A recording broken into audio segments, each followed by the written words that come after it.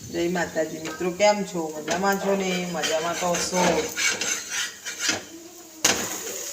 ચાલો આજે હું જમવાનું બનાવું છું. જુઓ, જમવાનું બનાવતા બનાવતા આજે મારે એક વાત કરવી છે.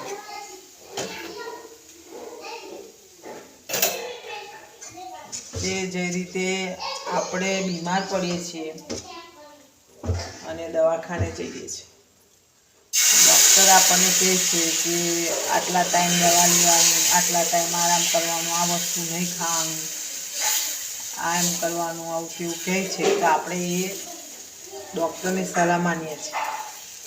પણ જ્યારે આપણે મંદિરે જઈએ છીએ અને પૂજારી કહે છે કે આવું નહીં કરવાનું, સાચું બોલવાનું, કોઈનું ખોટું નહીં કરવાનું, કોઈનું ખોટું નહીં લેવાનું, કોઈની નિંદાચારી નહીં કરવાની, જ્યારે મંદિરના મહંત સાધુ સંત આપણને એવું કહે છે સાચા પથે ચાલવાનું, એને કોઈ ગણકારતું નહીં.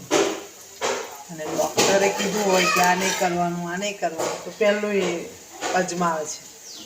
અને પૂજારીએ કીધેલી વાત કોઈ મગજ પર લેતું નહીં.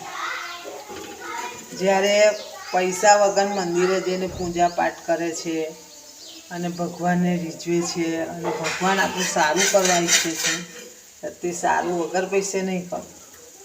અને દવાખાને જઈને પૈસા નાખવા છે.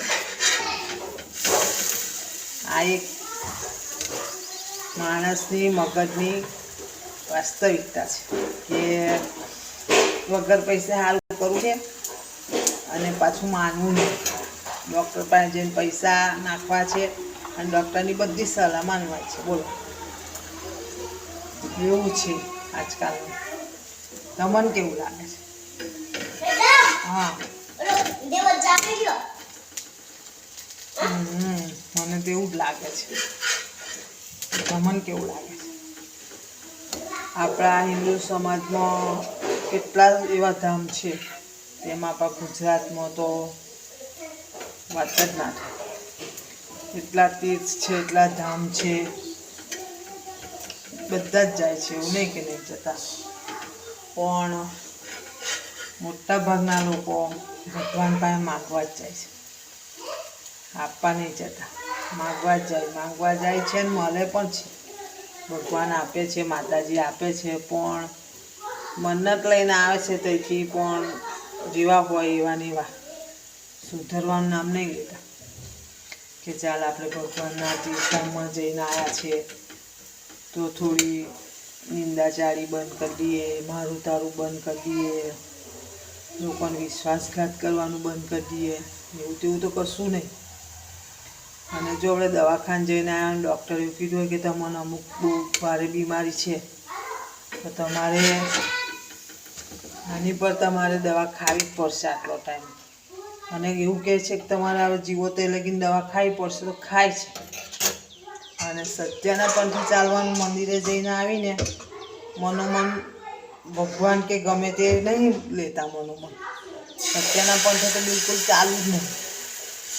થોડો ટાઈમ જ કંઈ આમ તેમ કરે છે, પછી પાછા એને એ જ થઈ જાય છે. તમને કેવું લાગે છે?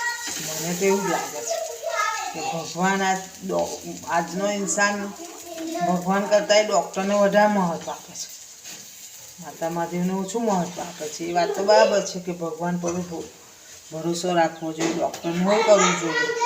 પણ ડૉક્ટરનું માને છે ને મંદિરે જઈને આવીએ તો ભગવાનનું નહીં માનતું. કમ મંદિરે તો ભગવાન મફત જ આપવાના છે આપણને, કઈ પૈસા લાગવાના? અને દવાખાને જાય તો ડૉક્ટર પાસે પૈસા લાગે ને, એટલે સમજ્યા તમે વાત? પણ ના, એ ભગવાનને મંદિરે જાઓ છો, તમે આસ્થા કરો છો, અર્ચના પૂજા કરો છો, તો પછી ભગવાનનો થોડો ડર રાખવાનો ને. પછી તમે જાઓ છો ને જોયેલા મૂળા જેવા પાછા આવો છો. એટલે મારે કહેવાનો મતલબ એવો છે કે તમે દવાખાને પૈસા આપીને દવા કરાવો છો અને તમે ડૉક્ટરનું કીધું બધું માનો છો, ત્યારે તમે મંદિરે જાઓ છો, માતાજીની ભગવાનની પૂજા અર્ચના કરો છો, પૂજારી કહે છે કે તમારે આવું કરવાનું, આટલું દાન કરવાનું, આટલી ગાયો ખવડાવવાની, આટલા બ્રાહ્મણોને દાન કરવાનું બધું કહે છે તાર એ ના. અને હવે ડૉક્ટરની દવા ચાલુ પાન કહે તો છો ને 5ના 10,000 થતા અને 10ના ગમે એટલા હજાર થતા તો એ કરશે.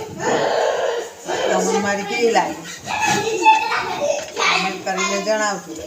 વિડીયો ગમ્યો હોય તો લાઈક કરજો, શેર કરજો અને સબસ્ક્રાઈબ પણ કરજો. જય માતા.